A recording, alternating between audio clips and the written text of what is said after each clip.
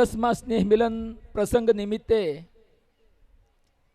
સ્વર્ગીય હિંમતભાઈ મિત્ર મંડળ માટે સાહેબ એક બહુ મોટી ઢાલ હતા, અમારી પ્રેરણા હતા, અમારા રાહબર અને અમારા માર્ગદર્શક હતા. વાતને વધારે લાંબી નથી કરવી મારે.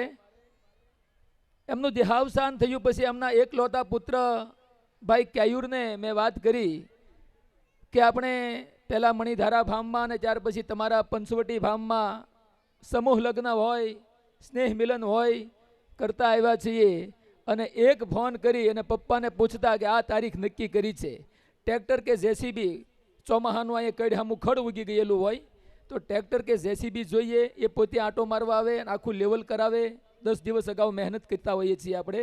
2 કલાકના પ્રોગ્રામ માટે હું તમને યાદ અપાવું, 2 મહિનાની 100 મિત્રોની મહેનત હોય છે. આમાં તમે કદર કરો ન કરો તમારી મરજી, પણ આમાં નાનામાં નાની વાતનું ધ્યાન રાખતા હોઈએ છીએ.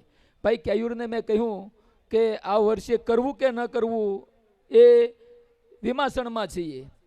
ભાઈ વડીલ શ્રી પરવીણભાઈને મેં પૂછ્યું કે મિત્ર મંડળ આ વખતે નિર્ણય નથી લઈ શકતું, ફંડની કોઈ ચિંતા નથી, પણ આ મનુભાઈ આપણે હિંમતભાઈ આપણને મૂકીને ચાલ્યા ગયા છીએ, શું નિર્ણય લેવો? અને એમણે કહ્યું કે સ્નેહ મિલન બંધ રાખી દેવાથી મનોજભાઈ જે ગયા છે એ આપણા હાથમાં ક્યારેય પાછા આવવાના નથી. શિક્ષણનું કામ છે, ગામની એકતાનો સવાલ છે. હું પોતે પણ મુંબઈથી બધા કામ પડતા મૂકી અને અવશ્ય આવીશ, તમે ચાલુ રાખો. ડીએસ ગોયાણીજીને પૂછ્યું, મહેશભાઈને પૂછ્યું, બધા વડીલોનો મત લીધો. જુદા જુદા ઘણા મતો આવતા હોય છે, ઘણી સલાહો આવતી હોય છે, અને એના વચ્ચેથી બહુ સારો અને પોઝિટિવ રસ્તો લઈ આપણે આ દશાબ્દ વર્ષને ગંભીરતા સાથે ઉજવી રહ્યા છીએ. ત્યારે કેયુરભાઈએ કહ્યું, પપ્પા ભલે ન હોય, મિત્ર મંડળ માટે મારા પંચવટી ફાર્મના દરવાજા ખુલ્લા છે. તમે તારીખ નક્કી કરો અને લગ્ન પણ કરો, ત્યાં જ કરો. કાંઈ પણ મારા લાયક કામ હોય એ મને સાથી રાખીને કરજો. આજે 2 તારીખની આપણે તારીખ નક્કી કરી એટલે એમને આઉટ ઓફ સિટી જવાનું હતું. પોતાનો પ્રોગ્રામ કેન્સલ રાખી મિત્ર મંડળના આગ્રહને વશ થઈ અને એ આવ્યા. પરમ દિવસે મળવા ગયા ત્યારે કહ્યું કે હું સ્ટેજ પર ન બેસી શકું, હું તો નાનો બહુ છું. બાપુજી એ બધા બેસે એ બરાબર છે, પણ અમે આગ્રહપૂર્વક એમને કહ્યું કે પપ્પાનું સ્થાન આગલા દિવસોમાં તમારે લેવાનું છે. હિંમતભાઈને આખું પરવડી ઓળખે છે, 10 વર્ષથી આમને સામને હોઈએ છીએ અને અમે 5-25 મિત્રો તમને મળીએ છીએ.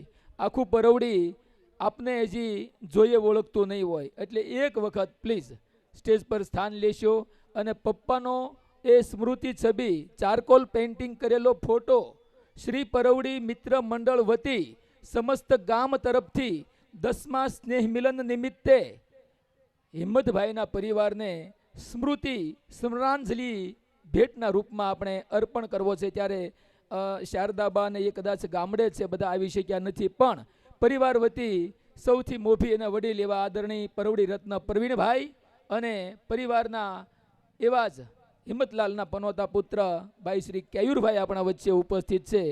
ખૂબ જ પ્રેમથી, ખૂબ જ શાંતિથી પહેલી હરોળમાં ઊભેલા બધા જ વડીલો ઊભા થઈ અને પ્રવીણભાઈને અને કેયુરભાઈને મિત્ર મંડળ વતી આ છબી અર્પણ કરશે.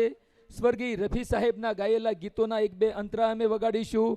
જવાબદાર 5 મિત્રો પણ આ છબી અર્પણની વિધિમાં સંમિલિત થશે એવી વિનંતી કરીશ અને ભાવથી પ્રેમથી આ સ્મૃતિ છબી આપણે કેયુરભાઈને અર્પણ કરવા જઈ રહ્યા છીએ. ખૂબ જ પ્રેમથી 2-3 મિનિટ સુધી આ વિધિ ચાલે એને આપ ખૂબ જ ભાવ, પ્રેમ અને મન ભરીને માણતા રહીશું. આવો પ્રવીણભાઈ, આવો કેયુરભાઈ, સમસ્ત ગામ તમારા સાથે છે, તમારા પરિવારને અંતરથી પ્રેમ કરે છે.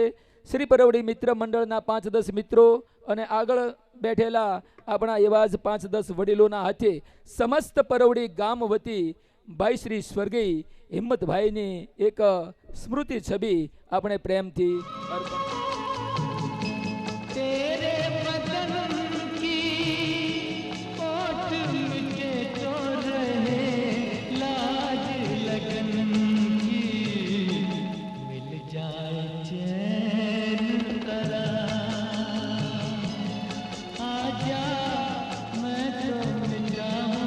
तेरी चाह में तुझको पुकारे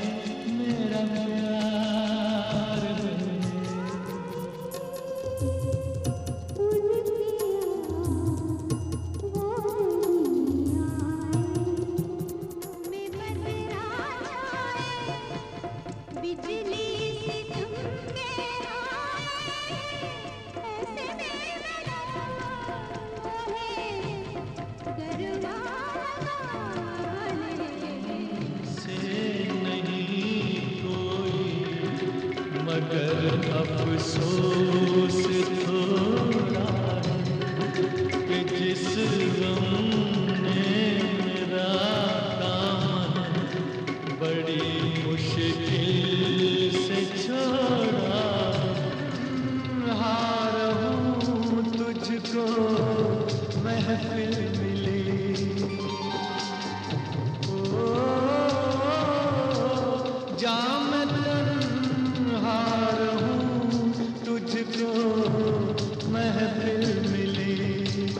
तो दूर के मुसाफिर हमको भी साथ ले ले, हमको भी साथ ले ले, हम रह गए अकेले।